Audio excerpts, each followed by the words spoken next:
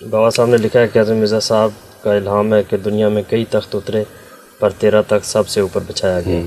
یہ حقیقت الوحی کا حوالہ ہے. اچھا، اس کے ساتھ کچھ اور بھی ملایا یا یہی ایک رکھا ہے انہوں نے؟ اس کے ساتھ ایک اور ملایا ہے، وہ جو چاند سورج گرہن والا تھا اس کا کل چونکہ جواب آ گیا تھا. اچھا، تو اس کے ساتھ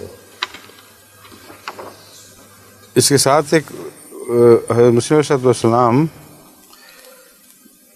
کی ایک تحریر 40 میں بھی ہے، اس سے ملتا ایک الہام ہے، اس فضلتک علی العالمین، جو ہم نے تجھے تمام جہانوں پر فضیلت دی، وہ بھی ہے. اور قرآن کریم کی کثرت سے ایسی آیات بھی ہیں کہ ہم نے فلاں کو سب جہانوں پر فضیلت دی. اس میں تمام بنی اسرائیل بھی آتے ہیں، اور حضرت مریم کے متعلق بھی آتا ہے کہ ہاں، مگر بہرحال یہ محاورہ تو عام چلتا ہے، قرآن کریم سے عام نہیں، قرآن کریم میں عام ملتا ہے. تو وہ اس سے کیا نتیجہ نکالنا چاہتے ہیں کہ نعوذ باللہ حضرت مسیح علیہ السلام حضرت رسول اکرم صلی اللہ علیہ وآلہ وسلم کے تخت سے اپنا تخت اونچا بتاتے ہیں، یہ نتیجہ نکال رہے ہیں.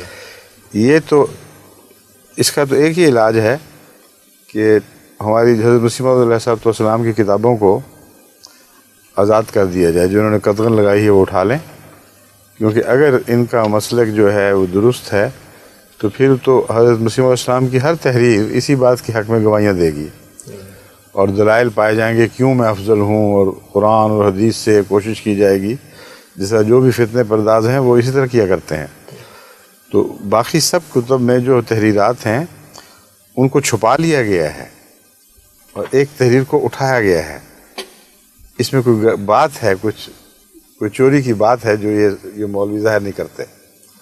اصل بات یہ ہے کہ حضرت مسیح علیہ السلام حضرت اقدس محمد مصطفیٰ صلی اللہ علیہ وآلہ وسلم کے ذکر کے ساتھ جب اپنا ذکر کرتے ہیں تو خاک پہ بچ جاتے ہیں. کوئی اشارتاً یا کنایتاً بھی حضور اکرم صلی اللہ علیہ وآلہ وسلم سے کسی برابری یا فضیلت کا کوئی سوال نہیں اٹھتا، پیدا ہی نہیں ہوتا، بلکہ اتنی زور سے اپنے آپ کو گراتے ہیں کہ جس طرح انسان خاک میں سامنے بھیج جائے. اس سے ملتا جلتا ایک اور بھی اعتراض ہے جو انہوں نے کیا ہوا ہے، اس میں حضرت میاں بشیر احمد صاحب کی کتاب تھی نا، کتاب الفصل، کلمۃ الفصل، ہاں، اس میں سے لیا ہوا ہے. اس کی بھی یہی نوعیت ہے کہ وہ یہاں تو کہتے ہیں اونچے ہو گئے، اور اس سے نتیجہ نکالتے ہیں کہ برابر چل پڑے. اچھا، وہ نکال لو نا عبارت، وہی مجھے پڑھ کے سناؤ، پھر اکٹھے کرتے ہیں ان دونوں. حضرت مرزا بشیر احمد صاحب کی کتاب کلمۃ الفصل سے یہ اقتباس لیا ہے کہ ہر ایک نبی کو اپنی استعداد اور کام کے مطابق کمالات عطا ہوتے ہیں، کسی کو بہت کسی کو کم، مگر مسیح موعود علیہ السلام کو تو تب نبوت ملی جب اس نے نبوت محمدیہ کے تمام کمالات کو حاصل کر لیا، ٹھیک، اور اس قابل ہو گیا کہ ذلی نبی کہلائے. پس ذلی نبوت نے مسیح موعود کے قدم کو پیچھے نہیں ہٹایا بلکہ آگے بڑھایا، اور اس قدر آگے بڑھایا کہ نبی کریم صلی اللہ علیہ وسلم کے پہلو بپہلو لا کھڑا کیا. ٹھیک ہے. یہ اب ایک ہی مضمون سے ملتی جلتی باتیں ہیں، ان کا اکٹھا جواب دیتے ہیں. ایک ساتھ دوسری عبارت بھی ہے اسی وہی کتاب پڑھ کی لو، وہی پڑھ لو کہ اس صورت میں کیا اس بات میں کوئی شک رہ جاتا ہے کہ قادیان میں اللہ تعالیٰ نے پھر محمد صلی اللہ علیہ وسلم اور کو ہے اتارا. یہ مضمون تو اس سے ہے، وہ بعث فی الامیین رسول منہم والی، اچھا، یہ دو الگ الگ مضمون ہیں. یہ جو مضمون ہے صرف اتنے حد تک رہنے دو. ٹھیک ہے. اب بات یہ ہے کہ حضرت مسیح علیہ السلام کی ایک تحریر پیش کر کے اور حضرت مرزا بشیر احمد صاحب کی ایک تحریر پیش کر کے یہ تاثر دیا گیا ہے دنیا کو کہ حضرت مسیح علیہ السلام کا بھی یہ عقیدہ تھا، اور آپ کی اولاد کا بھی اور جماعت کا بھی یہ عقیدہ ہے کہ حضرت مسیح علیہ السلام کم از کم رسول اللہ علیہ وسلم کے برابر ضرور ہیں، اور حقیقت یہ ہے کہ بڑھ کر ہیں، نعوذ باللہ من ذالک، کیونکہ کہتے ہیں کہ 13 تخت سب تختوں سے اوپر بچھایا گیا. سوال یہ ہے کہ جب مسیح علیہ السلام نے یہ لکھا تو کیا بات کر رہے ہیں، تمام زمانوں میں تمام انبیاء سے اوپر، یا اپنے زمانے کی بات کر رہے ہیں؟ اسی مضمون میں وہ فضل تو والی آیت ہے جو قرآن کریم میں ملتی ہے اور مسیح علیہ السلام کو بھی الہام ہوئی، یعنی اس کو مضمون الہام ہوا ہے، اس فضلتک علی العالمین، جب میں نے تجھے تمام جہانوں پر فضیلت دی۔ دیکھنا یہ ہے کس زمانے کی بات ہو رہی ہے، جو کہنے والا ہے اس کے ذہن میں کون لوگ ہیں جن پر فضیلت ہے۔ اس کا ترجمہ تو حضرت مسیح علیہ السلام خود کر چکے ہیں۔ دیکھیے حضرت مرزا اظہر کے الفاظ، جس قدر لوگ تیرے زمانے میں ہیں سب پر میں نے تجھے فضیلت دی۔ تو بات تو کھل گئی فوراً۔ یہ 1400 سال پہلے سے حضرت اقدس محمد مصطفیٰ صلی اللہ علیہ وسلم کا ذکر کر کے مقابلہ کیسے کر سکتے ہیں؟ اس لیے جھوٹ اور شرارت ہے، بعض عبارتیں چھپا لیتے ہیں اور لوگوں پر ایک غلط تاثر دینے کی کوشش کرتے ہیں۔ یہ اعتراض تو احمدی کے نزدیک اتنے بودے ہیں کہ کوئی چھوٹے سے چھوٹا احمدی بھی پڑھا ہو لکھا ہو یا ان پڑھ ہو، ایک ثانیے کے لیے بھی وہم نہیں کر سکتا کہ حضرت مسیح موعود علیہ السلام سے محمد رسول اللہ علیہ وسلم کے مقام کو برابر یا نیچا دکھائے۔ ہر ایک احمدی کی گھٹی میں یہ گھول کے بچپن سے پلایا گیا ہے کہ حضرت مسیح موعود علیہ السلام نے جو کچھ پایا اپنے آقا محمد رسول اللہ علیہ وسلم سے پایا ہے۔ اس لیے یہ عبارتیں سب اپنے محل سے اٹھا کر جو بیان کرنا چاہتی ہیں ان سے ایک طرف کر کے محض فتنہ پیدا کرنے کی کوشش کی جا رہی ہیں، جو جماعت احمدیہ کا اصل عقیدہ نہیں ہے۔ اصل عقیدہ کیا ہے؟ اگر وہ عبارتیں جماعت کی کتابوں میں نہ ہوتی تو پھر مولوی کہتے ہیں کہ ہمیں پتہ نہیں تھا کیا مطلب ہے، وضاحت نہیں ہو سکی اس لیے ہم نے الزام لگا دیا۔ مگر اس کی تو گنجائش کوئی نہیں۔ انہوں نے تو خوب مسیح موعود علیہ السلام کی کتابوں کا مطالعہ کیا ہے، کونوں خطروں میں جا کر اس نیت سے تلاش کیے کہیں سے کوئی چیز مل جائے، اور جو سب تحریریں ان کی ہیں ان کے اعتراضات کو اگر جمع کیا جائے تو 40-50 صفحے زیادہ سے زیادہ بنتے ہوں گے، جس میں ان کے تبصرے اور اعتراض اکٹھے ہو جائیں گے۔ مگر حضرت مسیح موعود علیہ السلام کی 100 سے زائد کتب ہیں، وہ ساری انہوں نے پڑھی ہیں اور اعتراض تلاش کیے ہیں اور بورڈ کے بورڈ بیٹھے رہے ہیں ان کے۔ تو یہ کیسے ہو سکتا ہے کہ باقی کتابوں کی عبارتوں پر اس سے ملتی جلتی عبارتوں میں ان کی نظر نہ ہو؟ شرافت اور دیانت کا تقاضا ہے کہ ایک مضمون پر اگر کوئی عبارت ملے تو اس سے ملتی جلتی دوسری عبارتیں ساتھ ملا کر دیکھو، پھر وہ مطلب نکلتا ہو تو بے شوق سے حملے کرو۔ لیکن اس لیے عبارتیں پیش نہیں کرتے کہ وہ مطلب نہیں نکلتا، بلکہ وہ مطلب جو نکالتے ہیں وہ ملیا میٹ ہو جاتا ہے، اس کو کچھ بھی باقی نہیں رہتا۔ اب میں مثالاً حضرت مسیح علیہ السلام کی عبارتیں آپ کے سامنے رکھتا ہوں۔ یہ جو پہلی دونوں عبارتیں تھیں وہ اربعینی سے لی گئی ہیں، اسی جگہ جہاں وہ کہتے ہیں نا کہ دنیا کے میں کئی تخت اترے پر تیرا تخت سب سے اوپر بچھایا گیا، یہ حقیقت الوحی کی ہے، وہ اربعین کی ہے دوسری۔ اچھا یہ وضاحت ہو جائے۔ اب میں بتاتا ہوں۔ حضرت مسیح موعود علیہ السلام فرماتے ہیں یہ عاجز بھی اس جلیل الشان نبی کے آخر خادمین میں سے ہے۔ آخر خادمین، سب خادموں سے عاجز، جو سید الرسل اور سب رسولوں کا سرتاج ہے، یعنی محمد رسول اللہ، ان کے آخر خادموں میں سے یہ عاجز بھی ہے۔ سب رسولوں کا سرتاج کن معنوں میں ہے؟ اگر وہ حامد ہیں تو وہ احمد ہے۔ یہ تو ویسے بھی مولویوں کو سمجھ ہی نہیں آنی بات کی، کیونکہ اس میں عرفان کی باتیں ہیں۔ کہتے ہیں جتنے رسول تھے وہ خدا کی حمد کرنے والے تھے، مگر یہ احمد ہے، سب سے زیادہ حمد اس نے کی ہے۔ اور اگر وہ محمود ہیں تو وہ محمد ہے۔ اگر ان کی تعریف فرمائی گئی ہے کہ وہ بہت اچھے ہیں تو یہ تو محمد ہے کہ اس سے بڑھ کر تعریف ممکن ہی نہیں۔ خدا نے اگر ان کو محمود سمجھا تو محمد رسول اللہ علیہ وسلم کو محمد سمجھا، محمد ہی قرار دیا۔ یہ ہے مسلک جو ہر احمدی کا ہے، بچہ بچہ جانتا ہے۔ اس لیے جب بھی کوئی ایسی بات کرتا ہے تو احمدی بیچارے حیران ہو کے دیکھتی ہیں کہ وہ کیا کر کے رہے ہیں، یہ مولوی کیا ثابت کرنا چاہتے ہیں کہ سورج اندھا ہے؟ یہ تو ایسی بات ہے جیسے کوئی کہ رات کے میں ثابت کر کے دکھا دیتا ہوں کہ رات روشن ہوتی ہے اور دن اندھیرا ہوتا ہے۔ آگے حضرت مسیح موعود علیہ السلام فرماتے ہیں واللہ یعلم انی عاشق الاسلام و فداء حضرت یہ کیا ہے محمد انا یہاں خیر الانام ہے، و فداء حضرت خیر الانام و غلام احمد المصطفیٰ صلی اللہ علیہ وآلہ وسلم آئینہ کمالات اسلام صفحہ 388۔ اللہ تعالیٰ جانتا ہے کہ میں اسلام کا حقیقی عاشق اور حضرت خیر الانام پر دل و جان سے فدا اور ان کا غلام ہوں۔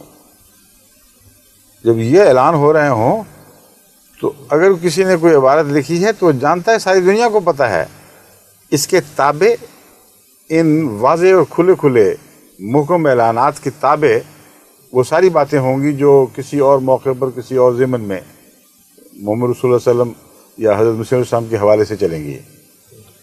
ان کو توڑ کر کوئی بات آگے نکل ہی نہیں سکتی، اتنے مضبوط پہرے بٹھا دیے ہیں حضرت مسیح علیہ السلام نے شان مصطفیٰ کی حفاظت میں کہ کسی احمدی کا کوئی شریر سے شریر آدمی باہر کا جو حملہ کرنا چاہے اس کو بھی طاقت نہیں ہے کہ تقویٰ کو توڑے بغیر یہ حملہ کر سکے۔ تقویٰ کی چادر پھاڑ کے باہر آ جائے پھر جو مرضی کرتا پھرے۔ آگے سنیے حضرت مسیح علیہ السلام کی آخری وصیت کیا ہے۔ فرماتے ہیں آخری وصیت یہی ہے کہ ہر ایک روشنی ہم نے رسول نبی امی کی پیروی سے پائی۔ ساتھ والا مضمون کہاں گیا؟ مرزا بشیر احمد صاحب نے لکھا کہ ذلی طور پر ساتھ کھڑے ہو گئے اور ذلی ہونے کے لحاظ سے کوئی نقصان نہیں پہنچا۔ اس کا ترجمہ یہ کرتے ہیں کہ ہم مرتبہ ہو گئے، لیکن اس عبارت کے بعد ہم مرتبہ کی کون سی گنجائش باقی رہ جائے گی؟ جو مسیح موعود کی اپنی عبارت ہے، اس پر مرزا بشیر احمد صاحب کی عبارت کو ترجیح دیں گے؟ وہ تو مضمون بالکل اور ہے، معنی اور ہیں۔ غیر مبین سے بحث ہو رہی تھی۔ غیر مبین کہتے تھے کہ دیکھو ذلی نبوت کا مطلب ہے نبوت ہے ہی نہیں، سایہ ہی ہے صرف۔ حضرت مرزا بشیر احمد صاحب ان سے بحث کرتے ہوئے ان پر یہ کھولنے کی کوشش کر رہے ہیں کہ ذلی کو تم ادنا نہ سمجھو، یہ سب سے آگے بڑھانے والی ہے، یعنی باقی نبیوں سے محمد رسول اللہ علیہ وسلم کا ذل ہونا ادنا درجے کی بات نہیں بلکہ آگے کرنے والی بات ہے۔ ایک باپ کے ساتھ اس کا بیٹا چلتا ہے، وہ انگلی اس کی پکڑتا ہے، اس کے ساتھ ساتھ چلتا ہے، یہ مرتبہ دوسروں کو عطا نہیں ہوا کرتا، اگر ہو تو بڑی عزت ہے۔ تو حضرت مرزا بشیر احمد صاحب نے یہ نقشہ کھینچا ہے غیر احمدیوں اور غیر مبین سے بحث میں۔ نعوذ باللہ رسول اللہ علیہ وسلم اور حضرت مسیح موعود کے آپس کا مقابلے کا کوئی سوال ہی نہیں ہے۔ وہ یہ کہتے تھے کہ باقی سب نبیوں سے ادنا ہیں، یہ بحث تھی۔ اصل بحث کو بھلا دیتے ہیں، چھوڑ دیتے ہیں، جانتے ہیں کہ کیا بحث ہے۔ کہتے ہیں امت محمدیہ میں پیدا ہونے والا مہدی اور مسیح چونکہ ذلی ہے، سایہ ہے، اس لیے اصل سے کم تر ہے۔ اصل سے نہیں، تمام دوسرے نبیوں سے سایہ کم تر ہے، کیونکہ وہ محمد رسول اللہ کا سایہ نہیں ہے، وہ اپنی ذات میں نبی ہیں۔ حضرت مرزا صاحب کہتے ہیں کہ تم لوگوں کو تصور ہی نہیں کہ حضرت اقدس محمد مصطفیٰ صلی اللہ علیہ وسلم کا سایہ ہونا کتنا بڑا مرتبہ ہے۔ تم سایہ کہہ کے پیچھے پھینک رہے ہو، لیکن محمد رسول اللہ کا جو سایہ ہے وہ باقی ان سب سے آگے نکل جاتا ہے جو سایہ نہیں ہے، کیونکہ جتنا حسین ہوگا اتنا ہی اس کا عکس حسین ہوگا۔ ایک بہت ہی خوبصورت آدمی کا عکس ایک طرف ہو اور دوسری طرف ایک نسبتاً کم خوبصورت جس میں کوئی داغ بھی ہوں، کچھ ٹیڑے بھینگے نقوش بھی ہوں، اس کا رکھ کے دیکھیں تو کون آگے ہوگا؟ جو دنیا کا سب سے حسین ترین انسان ہے اس کے مقابل پر تو عکس عکس ہی ہے، چاہے اس کے پہلو میں کھڑا کر دو۔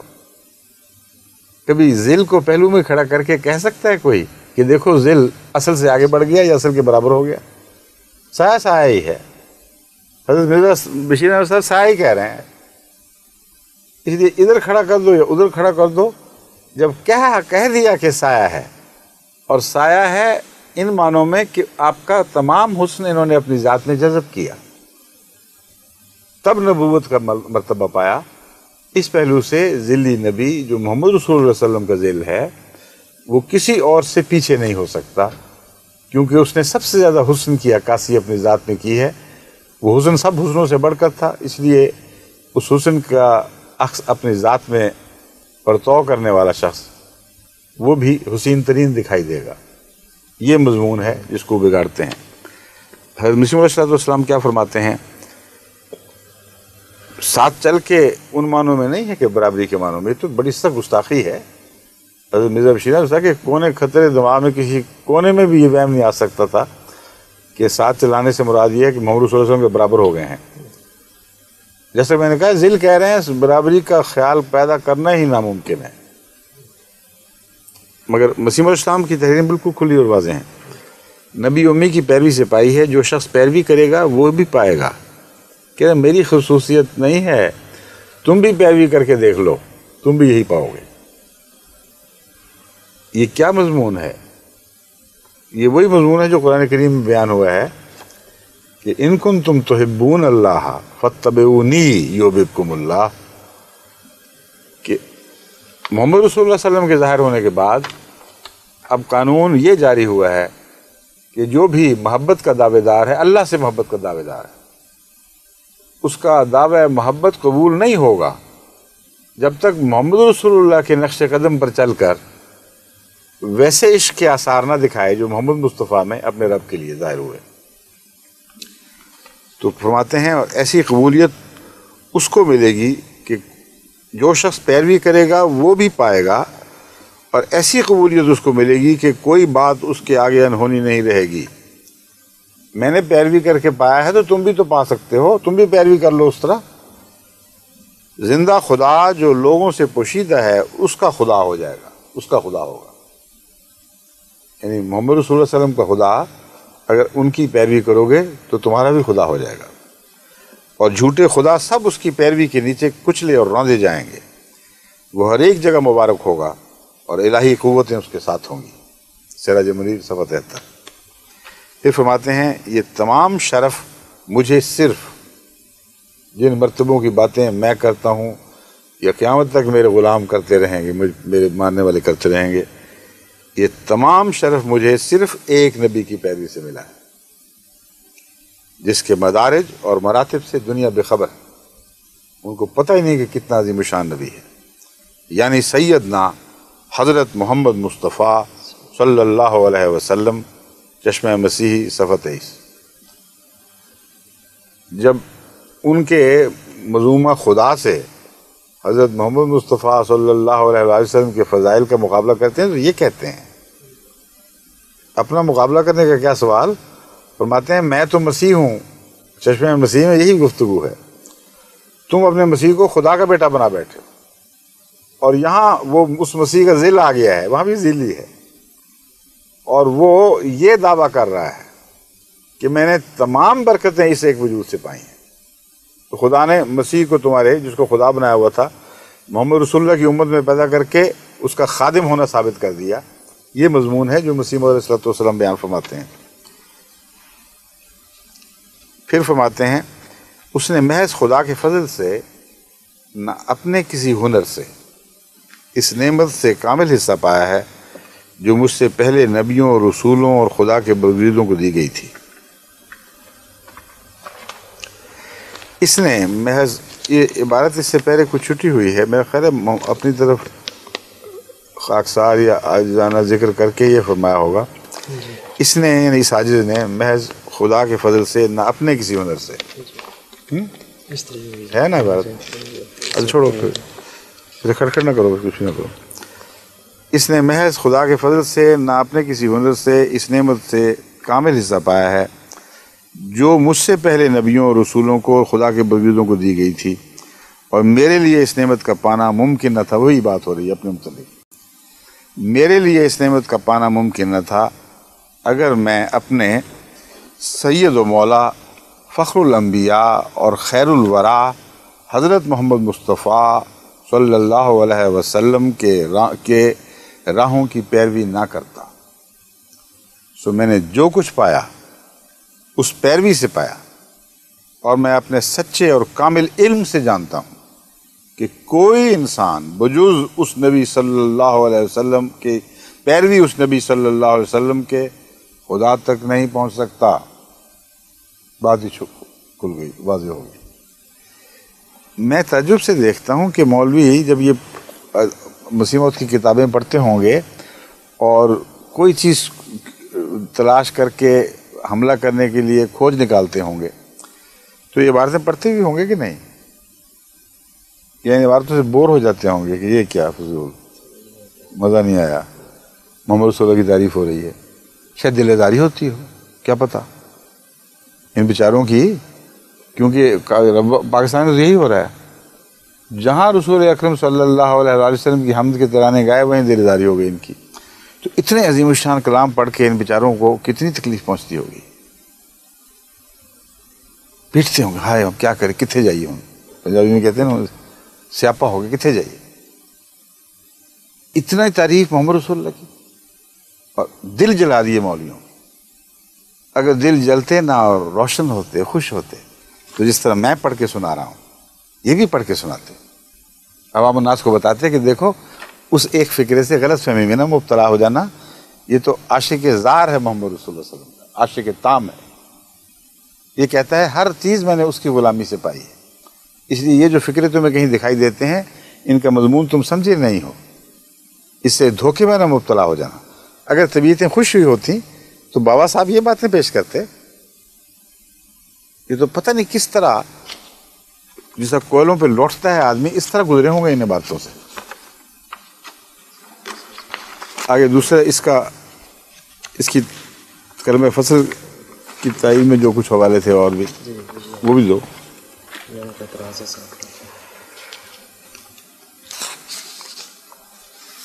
نہیں وہ جو دوسری بات اس کے ساتھ لگائی ہوئی تھی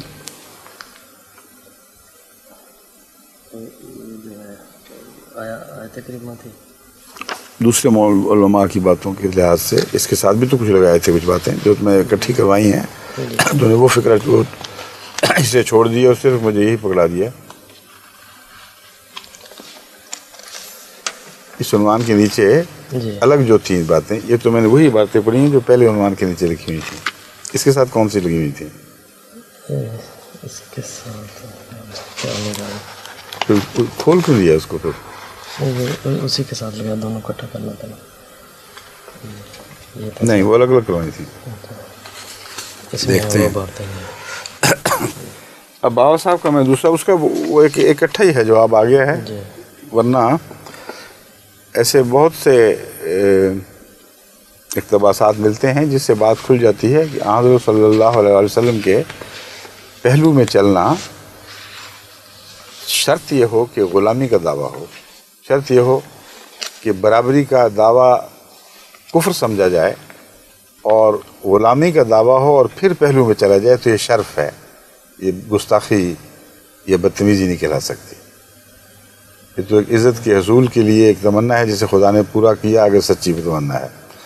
اگر پورا نہیں کیا تو زیادہ سے زیادہ یہ کہہ سکتے ہو کہ دل ان کا بڑا چاہتا تھا کہ محمد رسول اللہ کے پہلو پر بچوں کی طرح انگلی پکڑ کر چلیں، مگر ہم نہیں سمجھتے کہ ان کو یہ مرتبہ ہے. اس سے زیادہ کچھ نہیں کہہ سکتے. اب سنیے بابا صاحب کی دوسری عبارت کہ قادیان میں اللہ تعالیٰ نے پھر محمد صلی اللہ علیہ وسلم کو اتارا ہے. کہتے اب بتاؤ کون سا شک رہ گیا؟ مرزا غلام احمد کا نام محمد رکھ دیا، اب بچ کے کس طرح نکلو گے؟ اس کا جواب سن لو. فرمایا ہے اپنے وعدہ کو پورا کرے تاکہ اپنے وعدہ کو پورا کرے. اور وعدہ کون سا ہے؟ وہ قرآن کریم کی اس آیت کی طرف اشارہ ہے حضرت مرزا بشیر احمد صاحب کا، جس میں یہی لکھا ہوا ہے کہ آئندہ جو بھی آئے گا اس کی باسط محمد رسول اللہ کی باسط ہی ہوگی، ان سے الگ نہیں ہوگی. بس قرآن نے جب محمد کا نام ان معنوں میں دیا جن معنوں میں محمد صلی اللہ علیہ وسلم کو اللہ کا نام دیا، تو ان مولویوں کو تکلیف کس بات کی ہوتی ہے یہ سمجھائیں ہمیں پہلے. اگر شرک مراد ہے کہ محمد کا شریک کر دیا گیا، نعوذ باللہ من ذالک، محمد رسول اللہ صلی اللہ علیہ وسلم کا کہ برابر کر دیا محمد کہہ کر، تو پھر اس پر قائم ہو جاؤ. پھر جہاں جہاں یہ نام کسی کو ملتا ہے اس کو برابر سمجھو اور شریک بناؤ. تو کیا تم حضرت محمد رسول اللہ صلی اللہ علیہ وسلم کی عبادت شروع کر دو گے؟ اس لیے کہ اللہ تعالیٰ نے آپ کو قرآن کریم میں 3 مرتبہ اللہ کا نام دیا ہے اور اللہ فرمایا گیا ہے. کھول کر یہ آیتیں میں پہلے پیش کر چکا ہوں، دوبارہ ضرورت نہیں ہے. تو اب بتائیے کہ محمد نام دینے سے ان کو اتنی تکلیف جو پہنچی ہے، یہ کیوں پہنچی ہے؟ اگر یہ برابری کا دعویٰ ہوتا تو واقعتاً تکلیف پہنچنی ہوتی، ہمیں پہنچتی، ان سے زیادہ پہنچتی. کیونکہ خدا گواہ ہے زمین و آسمان کا کہ حضرت مرزا صاحب کے تصور کے ساتھ آج تک کبھی کوئی کسی احمدی نے حضرت محمد مصطفیٰ صلی اللہ علیہ وسلم کے تصور کو برابر نہیں کیا. اس کو وہ کفر سمجھتا ہے، اس کو ظلم سمجھتا ہے، کچھ تصور بھی نہیں کر سکتا. جہنمی بات ہے اگر ان معنوں میں ہے. اگر ان معنوں میں ہے جن میں قرآن کہہ رہا ہے تو ہم کون ہوتے ہیں قرآن کو بدلنے والے؟ مجال ہے کسی کی کہ وہاں سے قرآن کے اس مضمون کو اٹھا کر ایک طرف پھینک دے؟ اس لیے قرآن سے لڑ رہے، ہم سے تو لڑ ہی نہیں رہے. جو حوالہ ہے مرزا حضرت بشیر احمد صاحب نے اگر قرآن کی آیت کی طرف اشارہ کیا تھا، وہی بات کہنی تھی جو قرآن نے کہی ہے. اور وہ آیت یہ ہے، وہ بات یہ ہے هو الذی بعث فی الامیین رسولا منہم یتلو علیہم آیاتہ ویزکیہم ویعلمہم الکتاب والحکمہ وإن كانوا من قبل لفی ضلال مبین وآخرین منہم لما یلحقوا بہم وهو العزیز الحکیم. وہی ذات ہے جس نے امیین میں یعنی ایک ان پڑھ قوم میں یا جاہلوں میں ایک رسول بھیجا. وہ پہلے انہی میں سے ایک تھا جو ایسی قوم تھی، یعنی جہاں جاہلوں سے مراد نعوذ باللہ من ذالک سخت لفظ جہالت کا نہیں. قرآن کریم نے جب امی فرمایا ہے اور ساتھ رسول اللہ صلی اللہ علیہ وسلم کو بھی ان میں کہہ دیا، تو اس کا مطلب یہ نہیں ہے کہ نعوذ باللہ وہ ان کی جہالت کے اندر حصے دار تھے. یہ میں اس لیے وضاحت کرنا چاہتا ہوں کہ اس آیت سے کوئی مولوی غلط ہی نہ مطلب سمجھ لے یا کوئی دوسرے نہ واقف. ان کی عادت ہے اس قسم کی باتیں اس طرح نکال لیتے ہیں. قرآن کو بھی محبت اور پیار سے عقل سے پڑھو گے تو پھر مطلب سمجھ آئے گی. فرمایا ہے منہم، مراد یہ اس قوم کا ایک فرد ہے. ہرگز یہ مراد نہیں کہ نعوذ باللہ من ذالک جاہل ہیں. ایک معنوں میں امی کا لفظ اطلاق پاتا ہے کہ یہ وہ قوم ہے جس نے لوگوں سے دنیا کے علوم حاصل نہیں کیے، اور اس پہلو سے جیسے ان پڑھ رہ جاتی ہے کوئی قوم ویسے تھی. حضرت محمد مصطفیٰ صلی اللہ علیہ وسلم نے بھی دنیا کے کوئی علوم کسی سے حاصل نہیں کیے، نہ دین کے علوم کسی اور سے پڑھے سوائے اس کے کہ اللہ نے خود پڑھائے. تو ان معنوں میں صرف یہ امیین کا لفظ اطلاق پائے گا. هو الذی بعث فی الامیین رسولا منہم، کیا کرتا ہے وہ رسول؟ یتلو علیہم آیاتہ، وہ ان پر اللہ کی آیات پڑھتا ہے، ویزکیہم، اور ان کا تزکیہ فرماتا ہے، پاک کر دیتا ہے ان کو، ویعلمہم الکتاب والحکمہ، اور ان کو کتاب کی بھی تعلیم دیتا ہے، کا علم بھی دیتا ہے، اور کتاب کی حکمت بھی بتاتا ہے. یعنی صرف یہ کہہ کر کہ خدا نے فرمایا مانو تو ٹھیک ورنہ جہنم میں جاؤ، یہ نہیں کہتا. ثابت کرتا ہے کہ جو خدا نے کہا ہے سچ کہا ہے، اس کی یہ حکمتیں ہیں، ان پر غور کرو، اس کے سوا تمہارے لیے چارہ کوئی نہیں رہ جاتا. یہی ایک راہ ہے جو اختیار کرنے کی راہ ہے. یہ مراد ہے حکمت کی. یہ بات ختم ہو گئی. رسول اللہ صلی اللہ علیہ وسلم تشریف لے آئے، الحمدللہ حکمت بھی نازل ہوئی، علم کی تشریحات بھی آپ نے فرما دیں. پھر کیا ہوا؟ فرمایا وَإِن كَانُوا مِن قَبْلُ لَفِي ضَلَالٍ مُبِينٍ. ہم جو ضلال کہہ رہے ہیں اس سے پہلے گمراہی میں تھے، وہ پہلے کی باتیں، اب نہیں. جب خدا سے علم پا لیا تو وہ جو بظاہر اس قوم سے تھا جو دنیا میں سب سے پیچھے تھی، وہ ساری دنیا کا معلم بن گیا، ساری دنیا کو تعلیم کتاب کرنے لگا اور کتاب کی حکمتیں بتانے لگا. تو اس مضمون کی طرف اشارہ ہے کہ کوئی غلطی سے یہ نہ سمجھنا کہ حضرت محمد رسول اللہ پیچھے رہ گئے ہیں باقی دنیا سے علم میں. وَإِن كَانُوا مِن قَبْلُ لَفِي ضَلَالٍ مُبِينٍ، تھے کسی زمانے میں، گزر گئی وہ بات، اور یہ کہہ کر یہ بتا دیا کہ چلے کہاں سے تھے اور کہاں پہنچے. یعنی اس قوم میں سے ہونا آپ کی گستاخی، آپ کے لیے کوئی شرم کا موجب نہیں ہے، بلکہ کمال کا یہ موجب ہے کہ وہاں سے سفر کیا اور کہاں تک جا پہنچے. اور معراج کی حقیقت بھی اس کے اندر اس طرح داخل ہو گئی. ان کانوں میں ان کو پرانی باتیں ختم ہوئیں، اب تو علم و حکمت کے سرچشمے جاری ہو گئے ہیں. وآخرین منہم لما یلحقوا بہم، کسی اور کا ذکر نہیں چل رہا، محمد رسول اللہ صلی اللہ علیہ وسلم کا ذکر چل رہا ہے، یاد رکھو۔ اور آخرین منہم، ان کے آخرین میں بھی مبعوث فرمائے گا۔ کس کو؟ کن لوگوں میں؟ کس کو کا ذکر ہی نہیں، کیونکہ سوائے محمد رسول اللہ کے کسی کا ذکر ہی اور کوئی نہیں چل رہا۔ پوچھو کس کو فرمائے گا، تو نام تو کوئی اور نہیں لیا۔ کیسے محمد کے سوا کوئی اور نام رکھا جا سکتا ہے؟ کیونکہ حضرت محمد رسول اللہ کا ذکر خیر چل رہا ہے، جن کی طرف بھیجا ان کا ذکر فرما دیا۔ وہ آخرین منہم، وہ ان میں سے آخرین ہوں گے کچھ، یعنی جس طرح یہ جاہل تھے ایک دفعہ پھر دنیا جاہل ہو جائے گی، یعنی علوم دینیہ سے بے بہرا ہوگی، ان کی حقیقتوں سے ناشنا ہوگی۔ محمد رسول اللہ پھر ان میں ظہور فرمائیں گے، مبعوث ہوں گے۔ لما یلحقوا بہم، حالانکہ وہ ملے نہیں ہیں اب تک، وہ دور کی باتیں ہیں۔ وہو العزیز الحکیم، اور اللہ تعالیٰ غالب اور بزرگی والا ہے، جو چاہتا ہے کر کے دکھاتا ہے۔ اس کے اندر بزرگی پائی جاتی ہے۔ عزیز کا مطلب ہے عزت والا، اور عزیز کا مطلب ہے غالب، تو اس کا حقیقی ترجمہ ہے بزرگی والا غالب ہے، وہ غالب بزرگی والا ہے، الحکیم اور بہت حکمتوں والا ہے۔ یہ تھی وہ آیت جس کی طرف حضرت مرزا صاحب نے اشارہ کیا تھا، میاں بشیر احمد صاحب وزیر تعالیٰ عنہ، کہ اس آیت میں دیکھ لو وہاں نام محمد ملتا ہے، مگر کن معنوں میں ملتا ہے یہ سوال ہے۔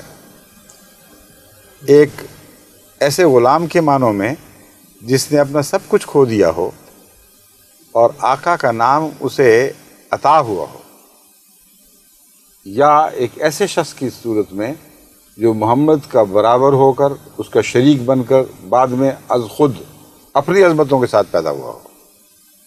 اگر یہ دوسرا خیال ہے تو اس آیت پر بہتان ہے۔ کوئی شریف النفس مسلمان اس آیت کی طرف یہ دوسرا ترجمہ مبعوث ہی نہیں کرتا، نہ کر سکتا ہے۔ تو جب اس کا اشارہ کر دیا تو پھر تم اس کی طرف وہ ترجمہ منسوب کرنے کا حق کیسے رکھتے ہو؟ کسی مولوی سے، کسی مفسر سے اس کا ترجمہ کروا کے تو دیکھو۔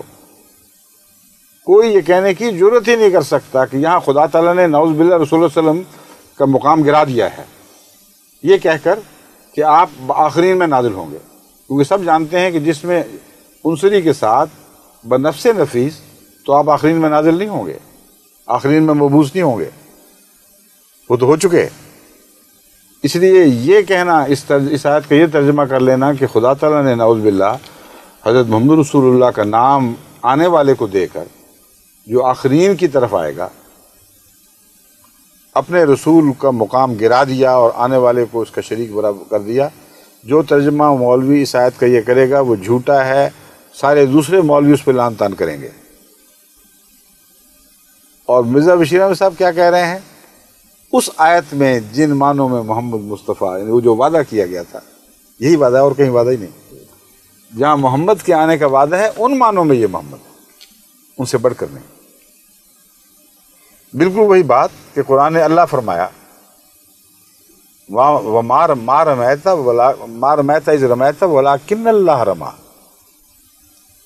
تو کیا ترجمہ کرتے ہیں مولوی؟ ایک طرف نعوذ باللہ من ذالک، اگر یہ حکمتیں نہ سمجھے قرآن کی تو ایک اور تضاد پیدا ہو جائے گا۔ ایک طرف نعوذ باللہ من ذالک محمد رسول اللہ کا مقام اتنا گرا دیا کہ یہ کہہ دیا کہ بعد میں جو آئے گا وہ اپنے طور پر محمدیت کی صفات لے کر اٹھے گا اور اس محمد کا شریک بن کر ایک اور محمد اتر آئے گا۔ یہ ایک طرف یہ معنی کر کے وہ قرآن کی گستاخی کریں گے اگر ایسے معنی کریں، اور دوسری طرف کہیں گے کہ مرتبہ اتنا بڑھا دیا کہ اللہ کے ساتھ برابر کر دیا اور کہا یہ بین ہی اللہ ہے، تو پھر ایک اللہ نہیں تین اللہ تو بن گئے۔ پھر تو ایسے ترجمہ کریں تو پھر تو عیسائیت ہی کو مان لو، ایک اللہ، دوسرے محمد رسول اللہ صلی اللہ علیہ وسلم، قرآن کہتا ہے اللہ، اور تیسرے آنے والے کو محمد کہہ کر اگر وہ اللہ تو پھر وہ بھی اللہ۔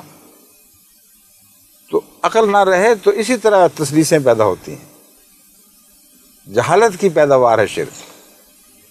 اس لیے یہ ترجمہ کرنا ہی بےہودہ اور جہالت کی بات ہے، صرف عوام الناس کو اشتعال دلانے والی بات ہے۔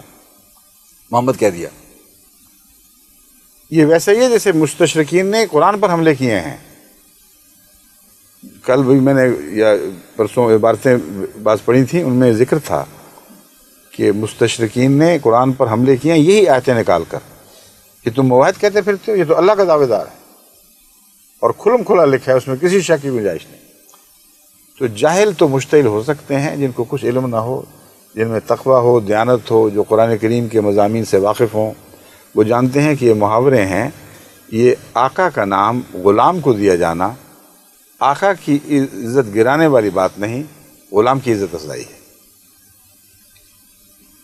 لیکن عزت افزائی غلامی کی حد تک، اس سے آگے نہیں، غلامی کے دائرے سے نکل ہی نہیں سکتا۔ بس ذل اگر ویسا ہو، دکھائی دے جیسا اصل ہے، تو ذل کے آئینے کا کمال ہے، لیکن ذل کی ذاتی خوبی اور کوئی نہیں ہے۔ جس نے نقالی کی ہے وہ نقال ہی ہے، اس نے تو دوسرے کو دیکھ دیکھ کر اس سے اپنے نقوش سنوارے ہیں۔ اس لیے اصل ہی رہتا ہے، جس کو ہماری ساری عبارتوں میں حضرت محمد رسول اللہ کو اصل قرار دیا گیا ہے، حضرت مرزا غلام احمد صاحب کو ذل، اور آپ کا عکس، اور آپ کا تابع، اور آپ کا غلام، اور حضرت مسیح موعود علیہ السلام کو اپنی عبارتوں میں ملتا ہے، میں آپ کا آخر ادنا چاکر ہوں، ادنا غلام ہوں۔ یا سیدی انا آخر الغلمان، یا سیدی انا آخر الغلمانی، اے میرے آقا میں تو آپ کے غلاموں میں سے سب سے آخر ہوں۔ یہ جس نے باتیں کہی ہوں، کھول کھول کر ساری کتابیں بھری ہوں، اس پر اس طرح کے الزام لگانا یہ تو صریحاً ظلم ہے۔ اب سنیے اس آیت کے متعلق ایک اور سوال۔ لاہور سے ہماری ایک عزیزہ ہیں، انہوں نے مجھے چند دن ہوئے خط لکھا تھا، مجھے کل پرسوں ملا ہے وہ۔ اس میں لکھا ہے کہ یہاں ایک نوجوان ہیں جو بہت ہی ذہین ہیں اللہ کے فضل سے، اور یہاں بیٹھے وہ بیرونی یونیورسٹیوں کے ساتھ منسلک ہونے والے امتحان دیتے ہیں۔ بعض امتحان ہوتے ہیں جو مثلا کیمبرج کے، وہ لاہور میں بھی لیے جا رہے ہوتے ہیں، اور ساری دنیا میں اول آتے ہیں۔ ایسے ذہین نوجوان ہیں، اور جماعت احمدیہ کی بھی تحقیق کر رہے ہیں، اور ان کو بالکل صاف سچائی نظر آ رہی ہے۔ وہ اپنی والدہ سے بھی باتیں کرتے ہیں، کہتے ہیں دیکھو یہ تو ٹھیک ٹھاک صاف باتیں ہیں، کیوں ہم ان سے دور ہیں پھر؟ تو انہوں نے اس آیت کے ذکر پر، شاید انہوں نے پڑھی ہو ان کے سامنے، ایک سوال اٹھایا۔ وہ کہتے ہیں کہ اس آیت میں جو یہ فرمایا گیا ہے، آپ کہتی ہیں، یعنی وہ بچی لکھ رہی ہیں مجھے کہ انہوں نے مجھ سے پوچھا کہ آنٹی آپ یہ کہتی ہیں کہ یہاں مراد حضرت صلی اللہ علیہ وآلہ وسلم کی بعثت ثانیہ ہے، آخرین منہم لما یلحقوا بہم، اور اس بعثت ثانیہ کو آپ امام مہدی قرار دے رہے ہیں۔ اس بچی نے اس طرح نہیں پیش کیا کہ گویا نعوذ باللہ عوام الناس جس طرح سمجھتے ہیں کہ محمد رسول اللہ صلی اللہ علیہ وسلم خود اتریں گے، بڑی عقل سے بات کی، سمجھ سے بات کی کہ اس آیت میں دراصل امام مہدی کے آنے کا ذکر ہے، اور امام مہدی کا چونکہ وہ کلیتاً ہدایت یافتہ ہوگا، مہدی کے اندر ہی ذلیت پائی جاتی ہے۔ جو شخص ہادی ہو وہ ہدایت دیتا ہے، جو مہدی ہو وہ ہدایت پاتا ہے۔ اسی لیے جو چاند سورج کی گواہی والی حدیث ہے، اس میں حضور اکرم صلی اللہ علیہ وسلم فرماتے ہیں اِنَّ لِمَہْدِیَ نَا، ہم سے ہدایت پانے والے مہدی کی یہ نشانیاں ہوں گی، جو ہماری ہدایت کے تابع اور غلامی کے نیچے ہوگا، جو ہمارا ہوگا۔ تو انہوں نے بڑی ذہانت سے اس کے سوال کے جواب میں، اس بچے کے پہلے ایک سوال کے جواب میں یہ کہا کہ قرآن کریم کی یہ آیت ہے جو مجھے دکھائی دے رہی ہے جس میں مہدی کا ذکر ہے۔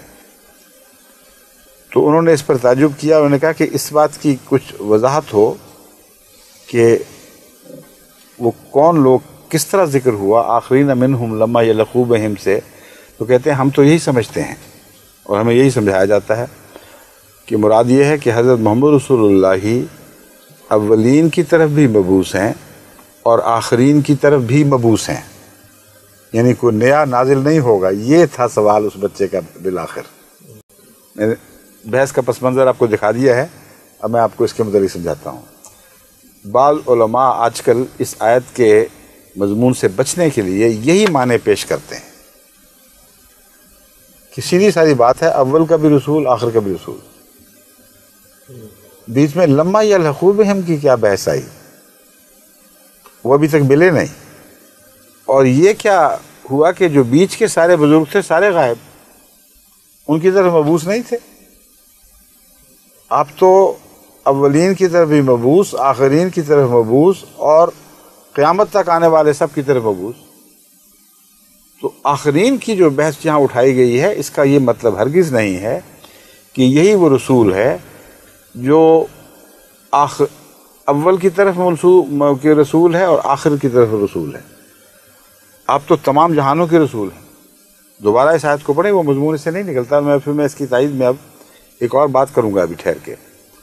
هو الذی بعث فی الامیین رسولا منہم یتلو علیہم آیاتہ، وہی ہے جس نے امیین کی طرف رسول بھجوایا جو اس کے آیات ان پر تلاوت کرتا ہے اور ان کو پاک فرماتا ہے اور علم کتاب دیتا ہے اور حکمت کتاب دیتا ہے. وَإِن كَانُوا مِن قَبْلُ لَفِي ضَلَالٍ مُبِينٍ، اس سے پہلے وہ کھلی گمراہی میں تھے. وَآخَرِينَ مِنْهُمْ لَمَّا يَلْحَقُوا بِهِمْ، اور آخرین کی طرف بھی جو ابھی نہیں ملے. اس میں وہ سارے زمانوں کے رسالت کا ذکر نہیں ہے، وہ تو ہیں ہی سب جہانوں کا رسول، ہر زمانے کا رسول. آخرین کو کیوں چنا گیا ہے؟ ان معنوں میں چنا گیا ہے کہ آپ کی ایک مثالی بعثت، تمثیلی بعثت آخرین میں بھی ہونے والی تھی. فرمایا وہ هو العزیز الحکیم، وہ اللہ غالب، بزرگی والا اور حکمت والا ہے. پھر اس بات کی طرف اشارہ کر کے کہ یہ خاص بات ہے، فرماتا ہے ذالک فضل اللہ یؤتیہ من یشاء. یہ جو دوسری بات ہم کر رہے ہیں، یہ ایک ایسا فضل ہے جسے چاہے گا اللہ دے گا. تم یہ نہیں کہہ سکتے اس کو دینا اس کو نہیں دینا. واللہ ذو الفضل العظیم، واللہ وہو الفضل. دیکھ لو واللہ مل جاتا. قرآن کریم کی سورہ جمعہ میں نکال لیں تاکہ وہ نہیں ذو الفضل العظیم کے ساتھ ہوا ہے یا واللہ. دیکھ لو لما یلحقوا بہم وہو العزیز الحکیم ذالک فضل اللہ یؤتیہ من یشاء واللہ ذو الفضل. واللہ ہے ٹھیک ہے، یؤتیہ من یشاء واللہ ذو الفضل العظیم، اور اللہ بہت بڑے فضلوں والا ہے. اب سوال یہ ہے کہ جب یہ آیت نازل ہوئی، بخاری شریف میں اس کا کیا قصہ بیان ہے، کیا واقعہ ہوا، کیسے ہوا، اور صحابہ نے کیا سمجھا؟ صحابہ نے یہی سمجھا کہ کسی بعثت کا ذکر ہو رہا ہے اور رسول کریم صلی اللہ علیہ وآلہ وسلم ہی دوبارہ مبعوث ہوں گے، اور ان کو تعجب ہوا کہ وہ کون لوگ ہوں گے. اگر ساری دنیا کے اول آخر اس طرح اس محاورے میں بات ہوئی ہوتی تو کسی تعجب کی ضرورت ہی کوئی نہیں تھی، سب جانتے تھے، یہی ان کا ایمان تھا. لیکن بخاری شریف میں حدیث ہے کہ جب یہ آیت نازل ہوئی، صحابہ حضور اکرم کے گرد بیٹھے ہوئے تھے. آپ نے جب اس کی تلاوت فرمائی تو ایک صحابی نے سوال کیا کہ وہ کون لوگ ہوں گے. لوگوں کا پوچھا، کیونکہ یہاں ان کا ہی ذکر چلا، ان کانوا من قبل لفی ضلال مبین. یہ نہیں پوچھا کہ آپ دوبارہ آئیں گے یا کیا قصہ ہے. حالانکہ اس آیت سے یہ بحث اٹھنی چاہیے تھی کہ یا رسول اللہ، آپ تو اولین اور آخرین کے ہیں ہی، تو آپ کے دوبارہ آنے کا کیوں ذکر ہے، اور وہ کون لوگ ہیں جن کی نسبت کے ساتھ آپ کو دوبارہ لانے کی بات کی جا رہی ہے. اس کو انہوں نے سمجھا کہ واقعتاً یہی ہوگا، آپ ہی نے آ جانا ہے. مگر تعجب سے یہ تھا کہ وہ آدمی کون ہے. اگر سارا زمانہ تھا تو یہ پوچھنے کا کیا مطلب تھا وہ کون ہے؟ سارا زمانہ تھا. یہ استدلال میں کر رہا ہوں اس سے، یہ سمجھیں غور سے کہ اگر ساری دنیا کی طرف مبعوث ہیں، قرآن کہہ رہا ہے کہ مبعوث ہیں، تو صحابہ کو ذہن میں یہ خلش کیوں اٹھی کہ وہ کون لوگ ہیں، وہ کوئی خاص لوگ ہیں جن میں محمد رسول اللہ کی بسط ہونی ہے. اس کے جواب میں حضرت صلی اللہ علیہ وآلہ وسلم نے ان کے اس خیال کو رد نہیں فرمایا، بلکہ اس آیت کی تشریح فرما کر اس بات پر ہمیشہ کے لیے مہر تصدیق ثبت کر دی کہ کسی آنے والے کا ذکر ہے، اور وہ میں بنفس نفیس نہیں ہوں گا. اگرچہ نام میرا دیا گیا ہے لیکن ہوگا کوئی اور اس کی تشریح یوں ہوئی کہ جب سوال کرنے والے نے سوال کیا تو حضور اکرم صلی اللہ علیہ وسلم نے اعراض فرمایا اور جواب نہ دیا. پھر اس نے سوال کیا، پھر آپ نے اسی طرح خاموشی اختیار کی. پھر تیسری مرتبہ جو سوال کیا تو آپ نے ایک جواب دیا. اس جواب کی طرف سے پتہ چلتا ہے کہ جو تیسرا جواب ہے وہ وحی کے نتیجے میں ہے، کیونکہ تمام اہل علم جانتے ہیں کہ حضرت اقدس محمد رسول اللہ صلی اللہ علیہ وسلم کا یہ طریق تھا، یہ سنت پاک تھی کہ جب کسی سوال کا جواب نہیں آتا تھا خود بظاہر راست یا پوری طرح اس پر عبور نہیں سمجھتے تھے تو وحی کا انتظار فرماتے تھے. اور یہی مضمون ہے جو قرآن کریم نے فرمایا ما ينطق عن الهوى ان هو الا وحی یوحی. یہ اپنے نفس کی باتوں سے بات نہیں کرتا بلکہ اس وحی کے مطابق بات کرتا ہے جو یوحی اس پہ ہو رہی ہے، قدرتی ہے اس پر. تو کچھ جب تیسری دفعہ سوال ہوا تو معلوم ہوتا ہے اس وقت اللہ تعالیٰ نے اس مضمون پر روشنی ڈال دی ہے. پتہ کیا جواب دیا؟ یہ نہیں کہا کہ میں تو سب کی طرف ہوں ہی، یہی مراد ہے، ان لوگوں کی کیا بات کر رہے ہو. آپ کے ارد گرد کچھ لوگ بیٹھے ہوئے تھے، سلمان فارسی بھی ان میں تھے.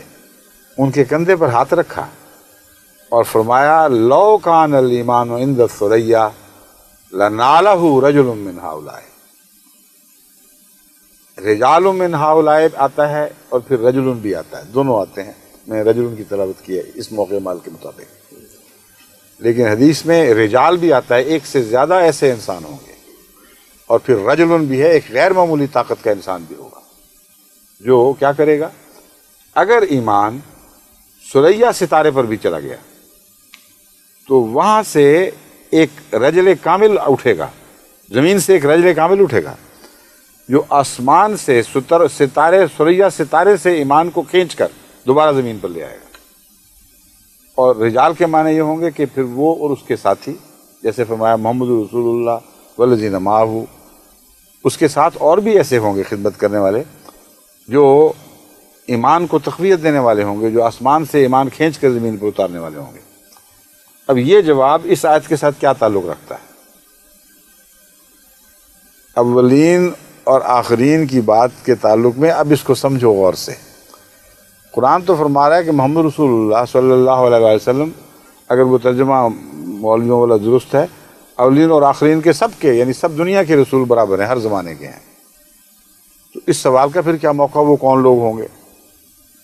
سارا زمانہ مسلسل چل رہا ہے، سارے جہان کے، چینی، جاپانی، ترکی، انگلستانی، یورپ کے ہوں یا امریکہ کے ہوں، شمال کے ہوں یا جنوب کے ہوں، تمام تر محمد رسول اللہ صلی اللہ علیہ وسلم کی امت بنا دیے گئے ہیں، ان معنوں میں کہ امت بنانے کے لیے پیدا کیے جا رہے ہیں. ان کو کوئی حق نہیں اس امت سے ہٹ کر کسی اور امت کی پیروی کریں. یہ مضمون اگر ہو تو وہ کون لوگ ہوں گے کا سوال کیا ہے؟ حضور فرماتے یہ تم کیسا لگا سوال کر رہے ہو؟ میں یہ قرآن فرما رہا ہے میں سب کے لیے ہوں، اور تم نے اٹھا کے یہ سوال شروع کر دیا وہ کون ہوں گے، اور مراد تمہاری یہی ہے کہ میں کن میں آؤں گا. یہ کہا نہیں لیکن جواب میں ظاہر ہے. فرمایا اگر آخری زمانے میں ایمان ثریا پر بھی چلا جائے، آخرین کا ذکر ہے، ان کا زمانہ آخری دوسرا زمانہ ہی ہوگا بہرحال، تو ایک مرد خدا ایسا ہوگا یا کچھ مرد ایسے ہوں گے جو ثریا ستارے سے کھینچ کر دین واپس لے آئیں گے. اب اس جواب کو اس سوال سے ملا کر دیکھو تو حضور اکرم صلی اللہ علیہ وسلم نے اس سوال کے ایک پہلو کا جواب نہیں دیا، جو سوال ہونے چاہیے تھے ان سب کے جواب دے دیے. اور اس سے ثابت ہوتا ہے مزید کہ صرف یہ نہیں کہ بخاری کی حدیث ہے، اتنا گہرا عرفان ہے اس حدیث میں کہ محمد رسول اللہ کے سوا کوئی یہ بات بنا ہی نہیں سکتا تھا. جواب کچھ، سوال کچھ، جواب کچھ، لیکن کامل. اور جو ہونا چاہیے وہ اس طرح کامل جواب بنتا ہے کہ سوال یہ اٹھتا تھا اگر کسی آپ کے دوبارہ آنے کا ذکر ہے تو یا رسول اللہ ہمیں بتائیے کہ کیوں آئیں گے دوبارہ. قرآن کامل ہے، قرآن مکمل ہو گیا، کبھی تبدیل نہیں ہوگا، سنت پیچھے رہ گئی، آپ کا دین مکمل آخر تک کے لیے ہے. کسی اور کی ضرورت کیا ہے وہ؟ یہ سوال اٹھنا چاہیے تھا. پھر سوال اٹھنا چاہیے تھا کہ اگر کسی نے آنا ہی ہے تو پھر جیسا کہ قرآن فرماتا ہے محمد دوبارہ نازل ہوگا گویا، تو وہ واقعتاً آپ ہی ہوں گے یا آپ سے ملتا جلتا کوئی وجود ہوگا، یہ کیا چیز ہوگا؟ کچھ یہ بھی تو بتایا جائے. پھر سوال اٹھ سکتا تھا کہ پہلے تو عربوں میں سے آئے تھے آپ، آنے والا وہ عربوں میں ہی میں سے ہوگا یا کوئی غیر عربوں میں سے، اجمیوں میں سے ہوگا؟ اور پھر یہ سوال اٹھ سکتا تھا کہ آپ ہدایت جب لے آئے ہیں تو اس ہدایت کے ہوتے ہوئے کسی اور ہدایت کی کیا ضرورت ہے؟ کیا وہ نئی ہدایت لائے گا؟ اس کا بھی جواب ملنا چاہیے. ہاں، حضرت صلی اللہ علیہ وآلہ وسلم کے جواب میں دیکھ لیجئے سارے جواب موجود ہیں. ہاں، اور کتنی دور بعد آئے گا؟ وہ عنقریب آ کر ملنے والے ہیں ہم سے یا بہت دور کے لوگ ہیں جن کی بات ہو رہی ہے؟ اب سنیے جواب، سارے جواب ہیں. فرمایا دیکھو کتاب کامل ہے، میں کامل ہوں، مگر حقیقت یہ ہے کہ کتابوں کے ہوتے ہوئے بھی ایمان اٹھ جایا کرتے ہیں. جیسا کہ قرآن آپ کی حدیث سے ثابت ہے، دوسری حدیث سے، سیاتی علی الناس زمان لا یبقى من الاسلام الا اسمہ ولا یبقى من القرآن الا رسمہ. اسی دردناک حقیقت کی طرف اشارہ فرما رہے ہیں کہ اس بات میں تم کسی غلط ذوم میں نہ بیٹھے رہنا کہ کتاب موجود ہے اس لیے ہمارے ایمان بھی درست ہے. ایمان کی درستی دل کے تقوی سے تعلق رکھتی ہے. کتاب سے تب فائدہ اٹھاؤ گے اگر تم متقی ہوگے، ورنہ کوئی ہدایت تمہیں اس کتاب سے نہیں ملے گی. یہ مضمون فرماتے ہیں افسوس ایک ایسا زمانہ آنے والا ہے جب کہ اسلام محض نام کا رہ جائے گا اور قرآن لکھنے کے لیے رہ جائے گا. یہاں یہ نہیں فرمایا پڑھنے کے لیے رہ جائے گا، یہ بھی کہہ سکتے تھے. یعنی گویا ان کا پڑھنا نہ پڑھنے کے برابر ہے. ان کی تلاوت گویا کہ کوئی حیثیت نہیں رکھتی کیونکہ ان کو سمجھ کچھ نہیں آتی اور ان کے دلوں میں نہیں ڈوبتی، ان کے اعمال میں پاک تبدیلیاں نہیں پیدا کرتی. یہ مضمون ہے. تو اسی کی طرف اشارہ ہے. تو جب جس کو اسلام نام کا ہو، جس کا قرآن صرف تحریر کے لیے رہ جائے، اس کو نور خدا اور ایمان کہاں سے نصیب ہوگا؟ فرمایا ایسا زمانہ آنے والا ہے. جب وہ زمانہ آئے گا تو آنے والا چاہیے، کیونکہ میں موجود، میری کتاب موجود، میں ایک زندہ نبی، اپنی برکتوں کے لحاظ سے، اپنے فیوز کے لحاظ سے، ان سب باتوں کے ہوتے ہوئے جب دنیا ایمان سے پھر جائے گی تو کوئی آئے گا تو واپس آئے گی. بہت گہرا حکمت کا کلام ہے. فرماتے ہیں کہ تم جو مجھے دیکھ رہے ہو، میری موجودگی کی وجہ سے تم میں سب نور ہے. میرا فیض جاری رہے گا، لیکن اگر میں ذاتی طور پر تربیت خود نہ کر رہا ہوں تو مجھ سے زمانہ جتنا دور ہٹے گا اتنا ہی اس میں خرابیاں پیدا ہوں گی. اسی لیے مجدد کی پیشگوئی فرمائی کہ ہر صدی کے سر پہ مجدد آئیں گے. لیکن یہ جو آخری ہے جس کی بات فرما رہے ہیں، کہتے ہیں وہ بہت عظیم الشان مجدد ہوگا.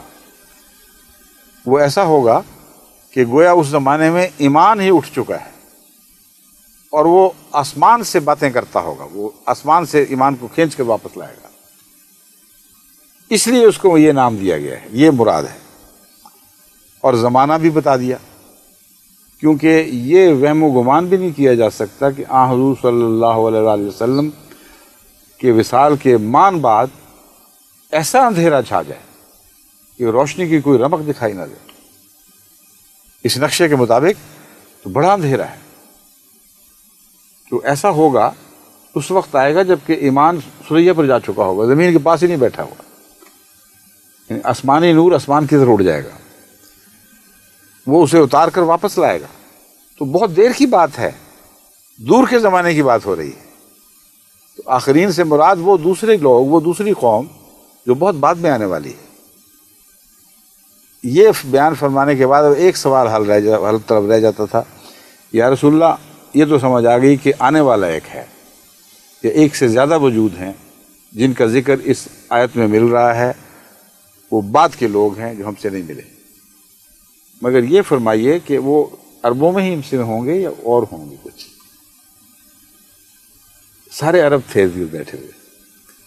ایک غیر عرب کا کندھا تھا جو سلمان فارسی کا تھا.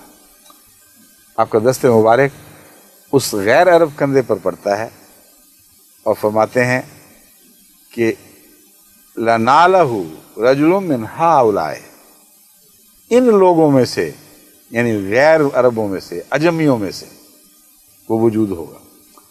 اہل فارس بھی ترجمہ کیا جاتا ہے اس کا، اس کو کوئی غلط کہنے کا حق نہیں رکھتا، مگر میں اسے زیادہ وسیع تقسیم میں دیکھ رہا ہوں۔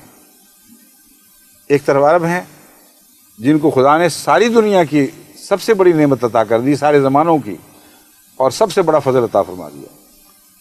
اب باقی دنیا کو خدا ہمیشہ محروم ہی رکھے گا یا غلام باہر سے پیدا کر دے گا؟ اگر اسے صرف اہل فارس کی طرف منسوب کرو، ان کی طرف منسوب کرنے کی وجوہات موجود ہیں، مگر بعض دفعہ ایک تفسیر کے علاوہ اور بھی تفسیریں ہوتی ہیں۔ میرے نزدیک اس اہل فارس میں سے پیدا کرنے کی وجہ یہ نہیں ہے کہ صرف فارس کی کوئی عزت ہے یا ایران کی عزت ہے، اس کا ایک وسیع تر مفہوم یہ ہے کہ اہل فارس میں پیدا کر کے میں نے عجم کا شکوہ بھی دور کر دیا کہ وہ خدا جو دوبارہ انعام کرنے والا ہے وہ صرف عرب کے ساتھ محدود نہیں رکھے گا۔ اور اس مضمون کی تائید قرآن کریم کی اس آیت کا آخری ٹکڑا کرتا ہے، ذالک فضل اللہ یؤتیہ من یشاء واللہ ذو الفضل العظیم، یہ اللہ کا فضل ہے، جسے چاہتا ہے دیتا ہے، جسے چاہے گا دے گا، کوئی نہیں جو اس کے ہاتھ روک سکے۔ تو عجم کی پیشگوئی اگر نہ ہوتی تو سلمان فارسی کے سوا کوئی عرب کندہ وہاں موجود نہیں تھا، سارے وہی تھے۔ اتنی واضح پیشگوئی ہے۔ اب رہا سوال کہ اسے امام مہدی کیوں نہ فرمایا؟ محمد اور مہدی میں صرف یہ فرق ہے کہ ایک آقا اور دوسرا کامل غلام، ایک استاد اور دوسرا کامل شاگرد، ایک وہ جس نے خدا سے فیض پایا اور ایک وہ جس نے محمد رسول اللہ سے سب کچھ سیکھا جو خدا کا دیا ہوا تھا۔ تو ان معنوں میں مہدی کے سوا کوئی اور ترجمہ اس کا ہو ہی نہیں سکتا، اس لیے اس بچی نے جو ترجمہ کیا بالکل درست کیا ہے۔ وجہ یہ ہے کہ حدیثوں میں تو امام مہدی کا ذکر ملتا ہے اور مسیح کا ذکر ملتا ہے۔ اگر یہ ذکر ان دو کے علاوہ ہے تو تیسرا کون ہے؟ پھر ہو ہی نہیں سکتا، عقلاً ناممکن ہے۔ صرف یہی اعتراض حل نہیں ہوتا، ایک اور بھی حل ہو جاتا ہے، کیونکہ حدیث لوگ پوچھتے ہیں کہ قرآن میں کہاں ذکر ہے مہدی کا؟ اس ذہین بچے کو شاید یہ بھی خیال آئے، یا اسی لیے پوچھا بھی ہوگا اس نے، قرآن میں کہاں ذکر ہے؟ تو قرآن میں ذکر ہے اور یہاں ہے، اور اگر یہاں نہیں ہے تو پھر ایک اور شخص کا ذکر ہے۔ دو نام تو ابھی ہضم نہیں ہو رہے تم لوگوں کو، وہ تو ایک فتنہ بنا ہوا ہے، ایک تیسرا بھی لا کھڑا کرو گے ساتھ، پھر بتاؤ کون ہے، کہاں ہے، اس کی علامتیں کہاں ہیں۔ اور یہ عجیب بات ہے کہ قرآن میں کھلم کھلا ذکر، ایک حدیث روشنی ڈال رہی ہے کہ بہت بڑا وجود آنے والا ہے، اور ساری حدیثیں اس کے ذکر سے خاموش ہیں، اس کی علامتیں نہیں بتاتی۔ اس لیے دراصل حضرت امام مہدی کی جو پیشگوئی ہے اس کا اسی آیت کریمہ سے تعلق ہے، اسی کی آیت کے اندر اس کی بنیادیں ہیں، اور اللہ تعالیٰ کے فضل کے ساتھ آپ دیکھیں گے کہ اسی انشاء اللہ تعالیٰ آہستہ آہستہ دنیا پہ کھلتا چلا جائے گا۔ اب تو ترقی اور فتح کے دن قریب آ چکے ہیں، ان کی قدموں کی چاپ دنیا سن رہی ہے، یہ باتیں تو پھیلنی ہیں۔ اب غلط فہمیاں جو مولویوں نے پھیلائی تھیں، خدا تعالیٰ توفیق عطا فرما رہا ہے کہ ہم براہ راست ان کے جواب دنیا تک پہنچا رہے ہیں۔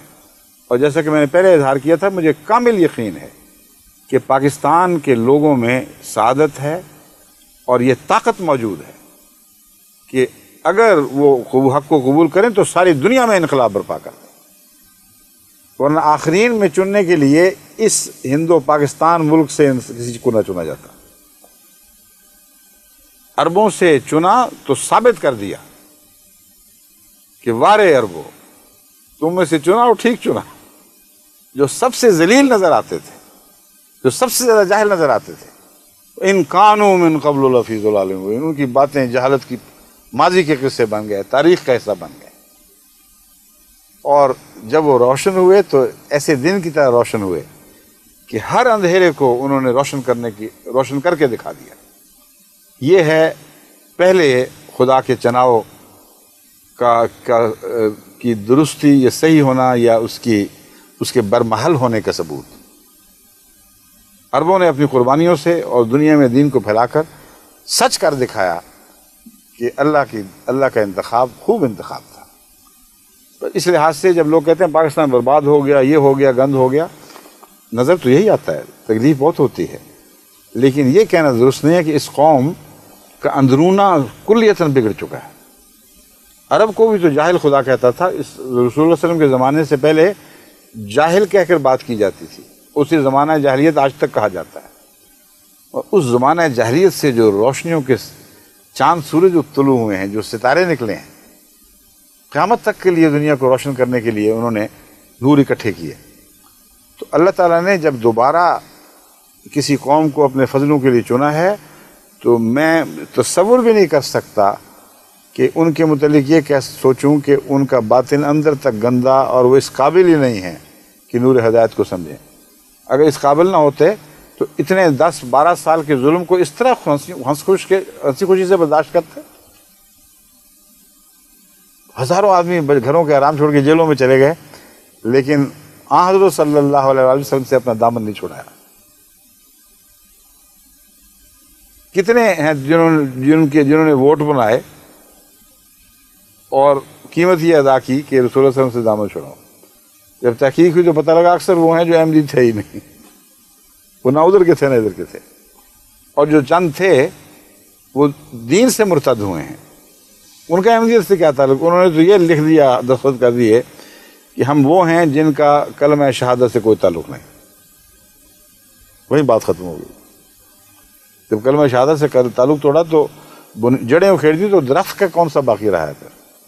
اس لیے میں سمجھا رہا ہوں کہ جماعت احمدیہ نے تو ترقی کرنی ہے، کوئی روک نہیں سکتا، کیونکہ مادہ خدا نے وہ چنا ہے جس میں عظیم قربانیوں کی صلاحیت موجود ہے، جس میں پھیلنے کی صلاحیت موجود ہے، جس میں پیغام کی خاطر سب کچھ فدا کرنے کی صلاحیت موجود ہے۔